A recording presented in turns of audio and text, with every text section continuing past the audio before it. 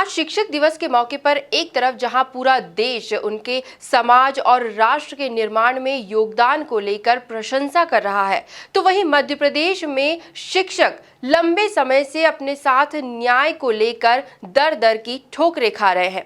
आज शिक्षक दिवस के मौके पर हम आपको शिक्षकों की बदहाली और उन्हें लेकर चल रही राजनीति के बारे में बताएंगे। देखिए खास रिपोर्ट। मध्य प्रदेश में अतिथि शिक्षकों के नियमितीकरण का मुद्दा हमेशा से सुर्खियों में रहा है। लगातार पूरे मध्य प्रदेश में चयनित शिक्षक संघ अपनी मांगों को लेकर विरोध प्रदर्शन कर रहे हैं, चाहे वो शिवराज सरकार हो या कमलनाथ सरकार। अतिथि शिक्षकों के हिस्से में केवल मायूसी ही आई है। 2018 के विधानसभा चुनाव में कांग्रेस द्वारा उनकी मांगों को वचन पत्र में शामिल करने के बाद अतिथि शिक्षकों में एक उम्मीद जागी थी, मगर अपने 1.5 साल के कार्यकाल में कमलनाथ अतिथि शिक्षकों से अपना वादा नहीं निभा पाए। दिसंबर जनवरी के कड़ाके की ठंड में अतिथि शिक्षकों ने भोपाल में खुले आसमान के नीचे धरना दिया, मगर फिर भी उनकी मांगे नहीं मानी गई। अब तक कई अतिथि शिक्षक अपनी मांगों को लेकर मौत को गले लगा चुके हैं, मगर फिर भी उनके हिस्से आश्वासनों के अलावा कुछ भी नहीं आया है। नहीं, 2018 में एग्जाम हुआ, 19 में रिजल्ट आया, 28 अगस्त को। इस अगस्त को 1 साल हो गया। नहीं तो उन्होंने क्या नियुक्ति नहीं हुई? जी।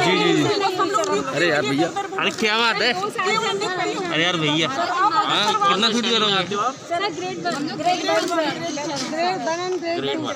अतिथि शिक्षकों को अब शिवराज सरकार से बहुत उम्मीदें हैं, क्योंकि इसी मुद्दे पर ज्योतिरादित्य सिंधिया ने कांग्रेस से बगावत कर कमलनाथ सरकार तक गिरा दी। यही वजह है कि बड़ी संख्या में ग्वालियर में जय विलास पैलेस के बाहर हाथों में तख्तियां लेकर शिक्षक ज्योतिरादित्य सिंधिया से मिलने पहुंच रहे हैं। नहीं, देखिए, अब अभी इस विषय में कुछ कहा नहीं जा सकता है। उन्होंने अपनी मांग रखी है, सरकार इसको देखेगी। वहीं अतिथि शिक्षकों के मुद्दे पर सरकार गंवाने वाली कांग्रेस अब बहाने बना रही है। उसका कहना है कि उसने अतिथि शिक्षकों के लिए पूरी कार्य योजना बना ली थी, मगर फैसले से पहले ही उनकी सरकार गिरा दी गई। देखिए, हमने अतिथि शिक्षकों के लिए पूरी कार्य योजना बना ली थी। अगली कैबिनेट में अप्रूवल होने वाला था, लेकिन छल से हमारी सरकार गिराई गई। वही ज्योतिरादित्य सिंधिया कार की खिड़की में जब बैठे हुए थे, पत्रकारों ने पूछा कि अतिथि शिक्षकों ने मांग करी, तो मीडिया के सामने कहा, अतिथि शिक्षकों की लड़ाई मैं लड़ूंगा, इनके लिए मैं सड़क पे उतरूंगा। उन्हीं अतिथि शिक्षकों ने ग्वालियर में काले झंडे पहली बार ज्योतिरादित्य गए, जब उन्होंने कहा कि ये झूठा व्यक्ति है, हमारी लड़ाई में अभी तक एक पत्र भी शिवराज को नहीं लिखा, ना शिवराज से बात करी।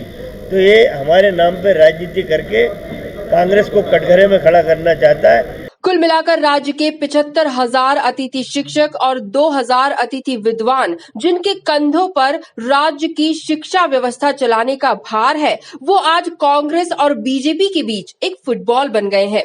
दोनों ही पक्ष एक दूसरे को कटघरे में खड़ा करने में जुटे हुए हैं। वहीं अतिथि शिक्षकों को लेकर सड़क पर आने का दम दिखाने वाले ज्योतिरादित्य सिंधिया फिलहाल इन शिक्षकों को आश्वासन देते ही नजर आ रहे हैं। एमपी न्यूज के लिए भोपाल से राकेश शर्मा के साथ कृष्णा चौधरी की रिपोर्ट।